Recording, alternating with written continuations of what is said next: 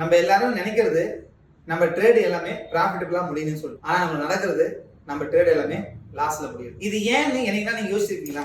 Team work வந்து ரொம்ப முக்கியம். ட்ரேட் பொறுத்த வரைக்கும் பார்த்தீங்கன்னா டீம் ஒர்க் ரொம்ப இம்பார்ட்டன்ட். ஒரு குழுவா சேர்ந்து வேலை செய்யணும். ஸோ இப்போ ரீசெண்டா பார்த்தீங்கன்னா நம்ம இந்தியா வந்து T20 வேர்ல்டு கப் அடிச்சது. இந்த வேர்ல்டு கப் நம்மளுக்கு என்ன ஒவ்வொரு மேட்சும் நம்ம கிடைச்சிருக்காங்கன்னா கிடையாது. லாஸ்டா 2007 இந்த T20 வேர்ல்டு கப் கிடைச்சது. அதுக்கப்புறம் 2024 கிடைச்சது. ஸோ இதுக்காக 17 வருஷம் ஹார்ட் ஒர்க் பண்ணியிருக்கோம். இது ஒரு ஆள் கிடையாது, ஒரு டீமா.